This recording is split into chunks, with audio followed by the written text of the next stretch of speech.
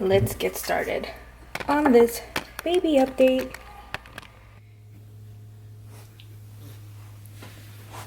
Hey guys, and welcome back to my channel. If you are new here, welcome, and if you're not, welcome back. Today's video is my 1 month postpartum as well as a 1 month baby update for Logan. I was hoping to film this while both babies were sleeping, but Logan decided to wake up. He finished a bottle already, but since he is still up, I think he's still a little bit hungry. So if anything, I'm going to be feeding him throughout the video. Now, I'm so excited to give you guys, ooh, that was a big burp, puppy. I am so excited to give you guys an update on how both him and I are doing. Yesterday, I did have my 1 month postpartum appointment, and I am so happy and relieved to say that my C-section scar is healing properly. Now, I do believe in my 2-week postpartum video, I did mention that I felt kind of weird with my C-section scar. It felt like I was having a lot more pain and that one side was more swollen than the other. And I did bring that up to the midwife that saw me yesterday. She didn't see anything wrong with my C-section scar, so thank God.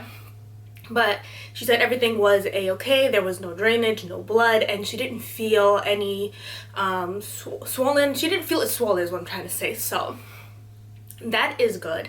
I did tell her that I was feeling still pain both, in my hands as well as in my abdomen, and she did say that because it is my second C-section, every C-section that you get after your first, you will feel a little bit more pain, and it's just it comes with the territory of getting multiple C-sections. So something that I will keep in mind if I do end up getting pregnant a third time around. Now, in regards to my hands, they actually have gone down a lot since the last time. So I did bring that up to the midwife, and she checked my hands and then mentioned that I may end up either going to PT or OT, which is just physical and occupational therapy, one or the other, just depending on what will TRICARE approve and what will be more beneficial for me. She was saying that occupational therapy would be best just because it does focus more on the hands as opposed to physical therapy, which just encompasses the entire human body. So either way, either or will be fine. I just hope that they both help and can alleviate whatever's going on with my hands, and I don't end up having to get surgery to fix whatever is going on, because it's already hard just trying to recover from a C-section and then be perfectly fine from that, and then to get another surgery on top of that. It's just not ideal. Another thing that I did bring up at the appointment was the fact that I wanted to use a different method of birth control. In the past, I did use the pill, and that worked amazing for me. I was on it for 4 to 5 years before I got pregnant with Riley. I didn't have any weird side effects whatsoever. However, I do want to use the IUD this time, and that is because it's just more convenient, especially now that I have 2 kids. I barely have time to shower, let alone to remember to take a pill every single day at the same time. So for convenience purposes, I want to get the IUD. I did set up the appointment. It's like in 2 to 3 weeks. I'll have the counseling appointment I think it's like a Thursday, and then the following day I will go in person and actually get it inserted.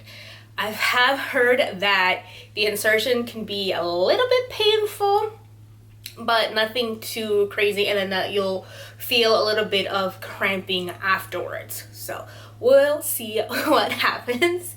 And anything else that happened at the appointment yesterday, if I can remember. When it comes to the postpartum phase, a lot of the things that does come up, or what women talk about, is postpartum depression, baby blues, and anxiety, but not so much rage or the inability to control their temper, which is something that I've been experiencing this time around. I feel like I'm getting angrier a lot quicker. I'm dwelling on things that are insignificant but somehow still bother me for whatever reason. I am yelling a lot more, swearing more than what I normally do, and it's just, I felt like it was weird to be experiencing that. So when I brought it up to the midwife, she made me feel validated in what I was experiencing, because she did say that a lot of women do go through that, but they just don't vocalize it because it's still, anything that comes with pregnancy and motherhood, it is still very much so stigmatized and taboo. Specifically more so the inability to control your temper, because as a mom, a lot of people think that you just have to have everything in order, be super perfect, and not get angry or frustrated. You have to be on your A game 24/7, and that's just not the case. So I just felt, like I said, validated and relieved that this is somewhat normal to experience, because I just felt like such a, I'm gonna say it, like a POS when I would yell and scream and just get so frustrated. Specifically more so in the middle of the night when I was feeding Logan, I would just start crying because I was angry or just so, sleepy. And it's, postpartum is a whole other beast. And nobody really talks about the 4th trimester and how hard it is. So if you are feeling angry and frustrated and all of that, just know that it is normal to experience that, and it's not that you're crazy or anything of the sort. So what is new with Logan? Well, he has better head control now that he is a month old. Beforehand, he would lift his head and it would wobble back down immediately. Now he can actually hold it for a couple of seconds before he just loses control and his head just lands on our shoulder. He loves his Boppy Lounger. I feel like because it props him up and he can actually see what we're doing, it just is very enjoyable for him. I only use it though when Riley is sleeping for precautionary reasons, just because accidents can happen and I just want to keep him safe, and Riley as well.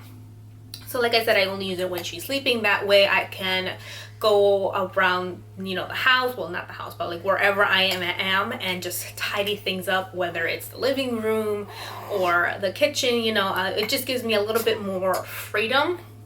We haven't tried the DockATot as of yet, but I think I'm going to give it a try this week just to see how he likes it. Another item that he really loves is this Ryan and Rose pacifier.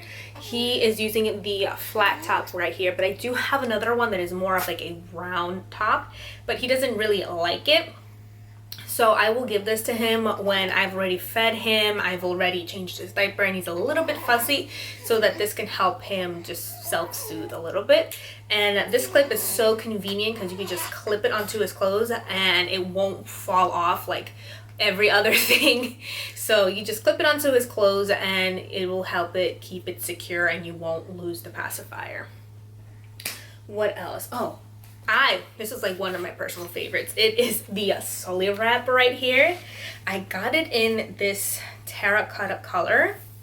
It is huge. Now, I've never used a self-wrap carrier before. I had it with Riley, could never figure it out. It was from a different brand. Could never figure it out, and we just ended up giving it away. This time around, I was like, okay, I'm gonna make this work. So I looked up YouTube tutorials. The actual company has one on there, and I found it to be super helpful. I've used this already twice, and it's super convenient and easy to use.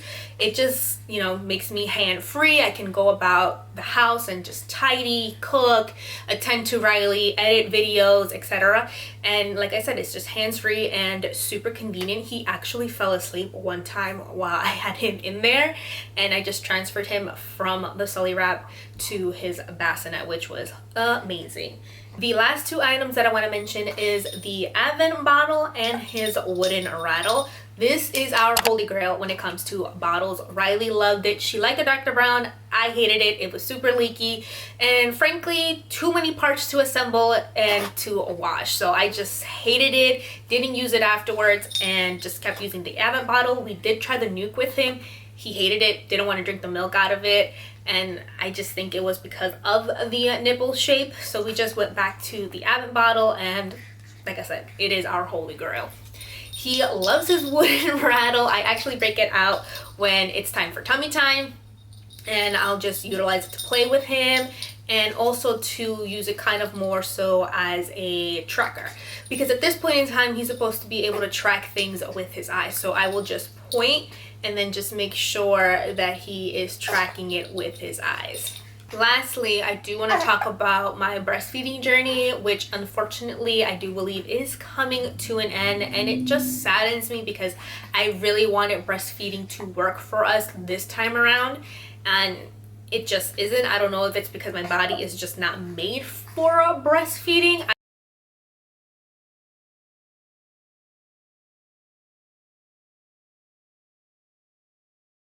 I've tried everything underneath the sun, the body armor, the teas, the lactation cookies. I've been drinking anywhere from 64 ounces to a gallon of water.